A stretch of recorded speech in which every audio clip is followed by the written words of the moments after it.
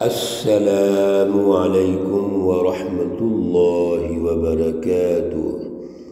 اعوذ باللہ من الشیطان الرجیم، بسم اللہ الرحمن الرحیم۔ ما يقال لك إلا ما قد قيل للرسل من قبلك إن ربك لذو مغفرة وذو عقاب أليم۔ صدق الله العلي العظيم۔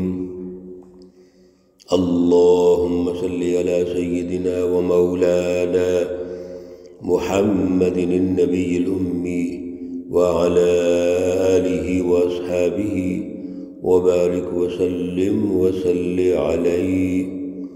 معزز سامعین و سامعات، سورۃ حامیم السجدہ، پارہ نمبر 24، آیات مقدسہ نمبر 43 اور 44 ہے۔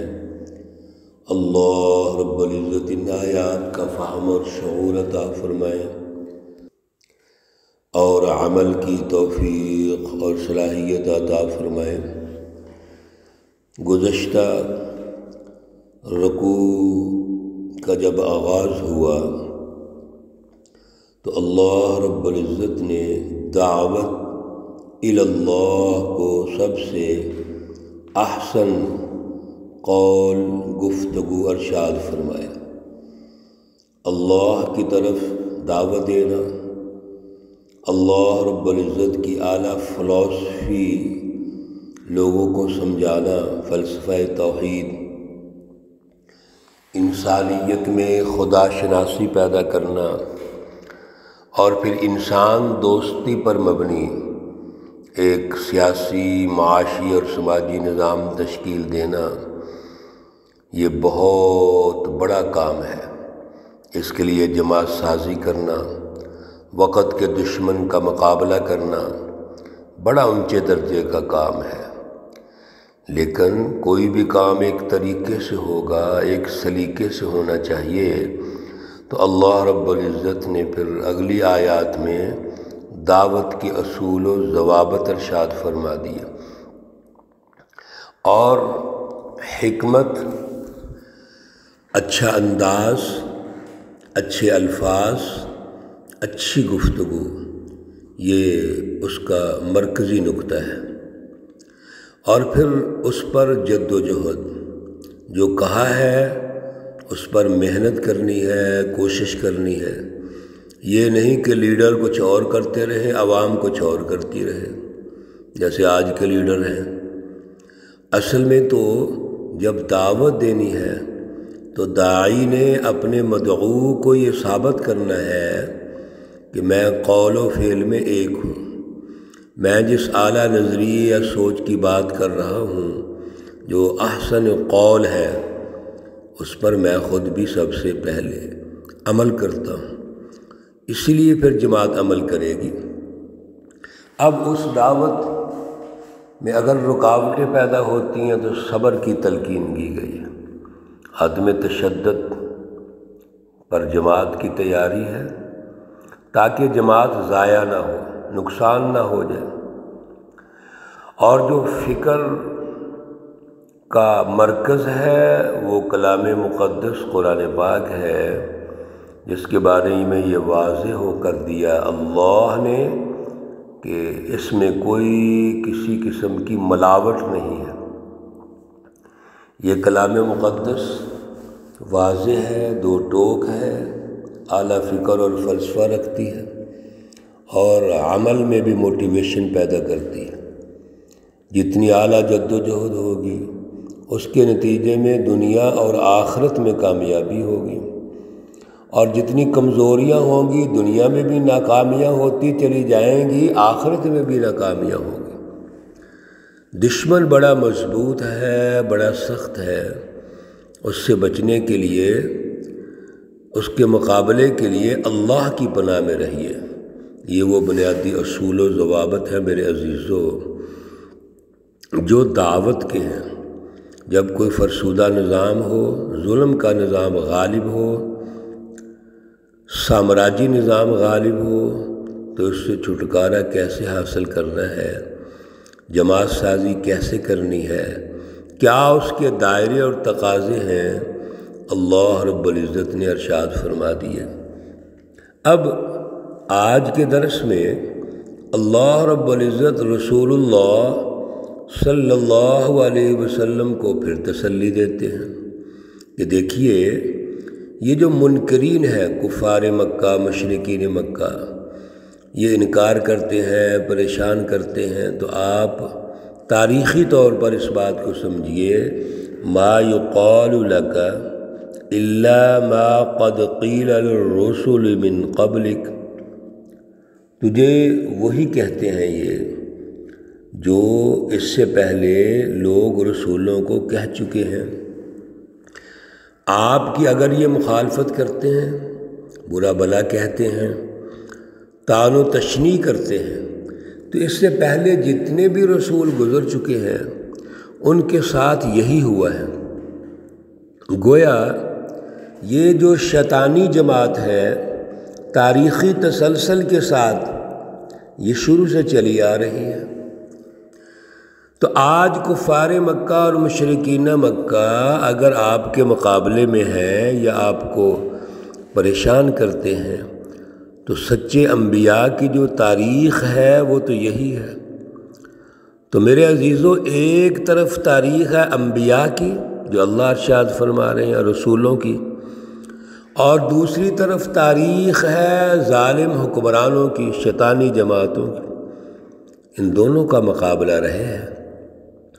آج جب ہم قرآن پاک کا مطالعہ کرتے ہیں، اس کو سمجھتے ہیں، تو یہی چیزیں ہمارے سامنے آ رہی ہیں کہ اللہ نے سچی جماعت ہر دور میں پیدا کی اور اس کے مقابلے میں جھوٹی جماعتیں بھی رہی ہیں۔ یہ مقابلہ ہے حزب اللہ کا اور حزب الشیطان کا۔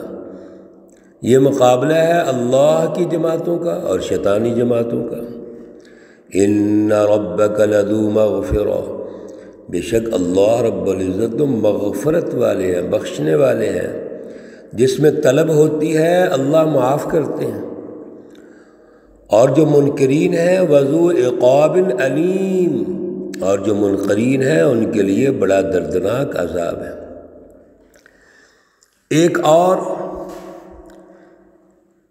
کفار مکہ کا انداز، اور یہ انداز پہلے رسولوں کا بھی تھا، رسولوں کے ساتھ ان ظالموں نے وہ انداز اختیار کیا۔ تو رسول اللہ صلی اللہ علیہ وسلم کے حوالے سے ایک نیا انداز یہ ہے، وَلَوْ جَعَلْنَاهُ قُرْآنًا أَعْجَمِيًّا۔ اللہ فرماتے ہیں کہ ان کا یہ دعویٰ ہے کہ یہ جو قرآن عربی میں نازل ہوا ہے، ہمیں تو عربی آتی ہے، ہم جانتے ہیں، تو پھر قرآن کسی عجمی زبان میں نازل ہونا چاہیے تھا، کسی اور زبان میں نازل ہوتا۔ وَلَوْ جَعَلْنَاهُ، اور اگر ہم اس کو کرتے قرآن پاک کو أَعْجَمِيًّا، کسی عجمی زبان میں، تو یہ ان کا جو دعویٰ ہے کہ قرآن عربی کی بجائے عجمی زبان میں ہونا چاہیے، یہ بھی نہ ماننے کا انداز ہے اصل میں۔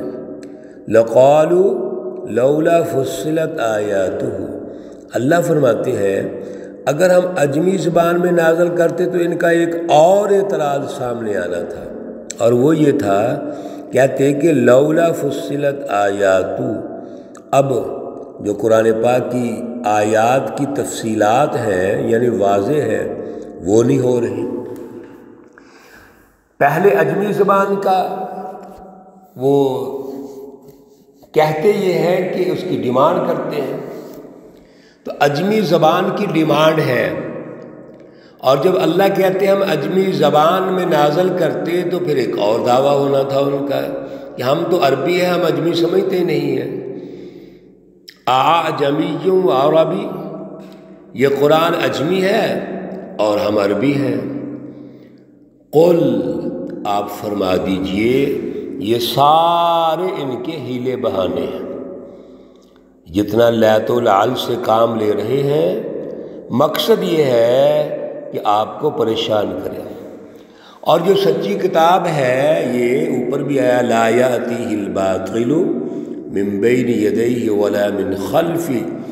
اللہ پھر فرماتے ہیں قل، فرما دیجئے اے رسول صلی اللہ علیہ وسلم، هو للذین آمنوا، یہ کلام مقدس جو مومن ہیں ان کے لیے ہدن، ہدایت کی کتاب ہے، سچی رہنمائی ہے، والشفاء، اور بیمار دلوں کے لیے شفا ہے۔ انسان کا جو مرکز ہے وہ دل ہے، سوچنے کا، فیصلوں کا، تو قرآن پاک نے جتنی بھی دل کی بیماریاں ہیں وہ دور کر دی، اور سچی رہنمائی یعنی ہر اعتبار سے دنیا میں زندگی کیسے بسر کرنی ہے، کامیاب کیسے ہونا ہے، اللہ نے رہنمائی دے دی۔ اسی طریقے سے دنیا کی کامیابی کے بعد آخرت کی کامیابی ہے۔ اور یہ جو کفار مکہ اور مشرکین مکہ ہیں، لا یؤمنون والذین لا یؤمنون، جو ایمان نہیں لاتے، فی آذانہم وقر، ان کے کانوں پہ بوجھ ہے۔ شروع جب سورہ مبارکہ میں بھی کہا تھا انہوں نے وَقَالُوا قُلُوبُنَا فِي أَكِنَّةٍ مِّمَّا تَدْعُونَا إِلَيْهِ وَفِي آذَانِنَا وَقْرٌ، ڈانٹ، بوجھ۔ کانوں پہ بوجھ کا مطلب کیا ہے؟ وہ سننا نہیں چاہتے، بات کو سمجھنا ہی نہیں چاہتے۔ وَهُوَ عَلَيْهِمْ عَمًى، اور ان کی جو آنکھیں ہیں وہ اندھی ہو جاتی ہیں۔ جیسے انسان تیز روشنی کو دیکھتا ہے تو آنکھیں چندیا جاتی ہیں، اس طرف دیکھا نہیں جاتا۔ تیز روشنی آنکھوں کی طرف کریں تو آنکھیں بند ہونا شروع ہو جاتی ہیں۔ اصل میں یہ ان کا انداز ہے صرف اور صرف پریشان کرنے کا۔ اولئک ینادون من مکان بعید، یہ لوگ ایسے ہیں جیسے پکارتے ہیں دور کی جگہ سے۔ سبحان اللہ، اللہ کتنی مثالیں دے کے سمجھاتے ہیں۔ جیسے انسان کو دور سے آواز آئے یا کسی کو آپ بلائیں، دور سے آواز دیں تو پتہ نہیں چلتا آواز کہاں سے آ رہی ہے، کیا کچھ کہہ رہا ہے۔ یہ بالکل ایسے ہیں جیسے دور بیٹھے ہوئے ہیں، یعنی یہ حق سے، ہدایت سے، رہنمائی سے دور ہوتے چلے جا رہے ہیں۔ یہ قریب ہونا نہیں چاہتے، کوشش نہیں کرتے۔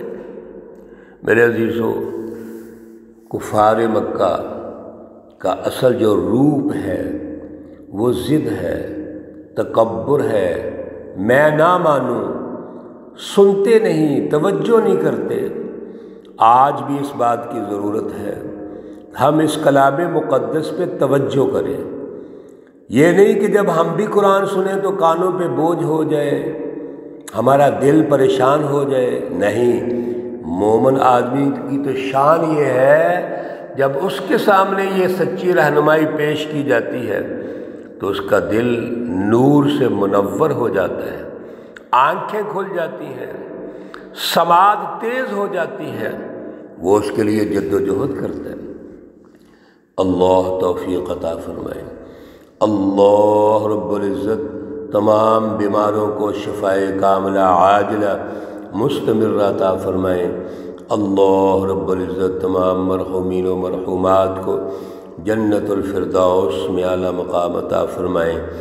ربنا تقبل منا انك انت السميع العليم وتب علينا انك انت التواب الرحيم، وصلى الله تعالى على النبي الأمي محمد وعلى آله وأصحابه أجمعين برحمتك يا أرحم الراحمين। السلام عليكم ورحمة الله وبركاته.